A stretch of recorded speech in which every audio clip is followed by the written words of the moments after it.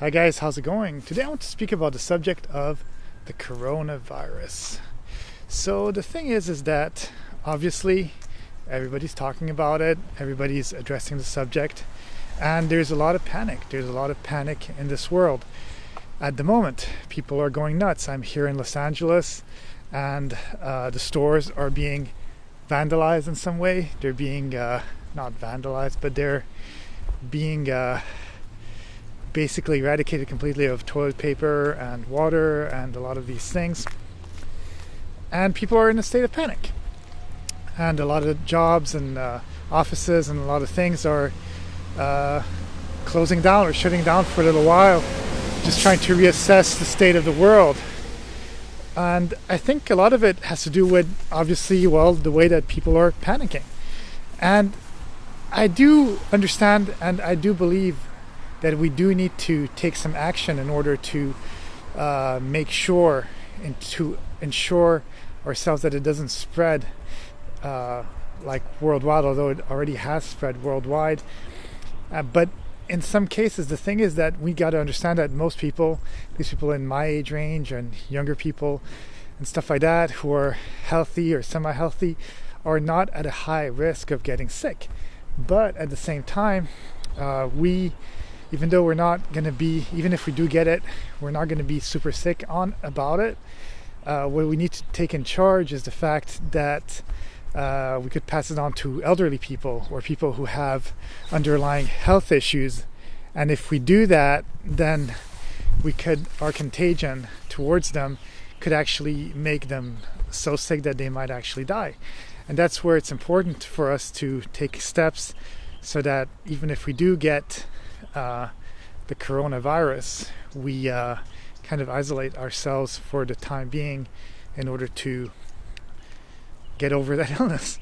But at the same time, I do see a level of panic which is kind of silly with just toilet paper and paper in general getting completely eradicated and gone from stores, because the thing is that, okay, I get it, you might be stuck in the house, but at the same time, you can just use faucet water to clean your butt, and it's not that hard. So just kind of leave, kind of like how they say, leave the masks and leave paper and stuff like that in stores and get what you actually need, because by stealing masks from hospitals because you think you're going to protect yourself better, you're actually endangering the lives of the people that are kind of like the nurses and stuff like that actually do need the masks, because they're in contact with the virus much more than if you're just at home. And same with toilet paper and all that. Get what you need, but don't exaggerate. And water is also kind of silly, because again, this is not an earthquake. This is a different kind of situation. We're still going to get faucet water, so just boil your water if you don't want to drink the water from your faucet. But there's no need to go panic mode and go nuts. And at the same time, same with the food and all that. Yeah, you can get extra provisions and stuff like that, but don't go nuts on it, because even if you look at the rest of the world, how it reacted to this whole situation, they might close stores, they might close buildings, they might tell you, okay, we're in lockdown, but they're still going to have places where people are allowed to get food, buy food, even if it's asked by the media and all that, for people to limit their time outside. So there's still going to be food. We obviously still, at least if you're in a Western style society, you're going to have so much food. It's not going to be a problem. And I think it also underlies too with a lot of ignorance on how this thing is affecting people, on how people are thinking of what it is. One thing we also do need to understand, that this is actually not the first coronavirus. We've actually had 5 in the past. One of them that was very popular was SARS, for example. And the thing is that it didn't go in such a state of panic because the contagion level of it was a little bit less fast. But for most people, again, it's going to be kind of like a mild cold. For other people, it's going to feel more like a flu. and for others it's going to be deadly. And I did watch an interview about a guy that was on that cruise ship in San Francisco, and he got quarantined because he had it. He had the coronavirus, and he talks about how it felt, and he basically said that it was he didn't feel bad at all until basically one moment it just hit him, and he had high fever. The fevers lasted only about 8 hours, and then after that he felt tired and all that, kind of like when you have the flu.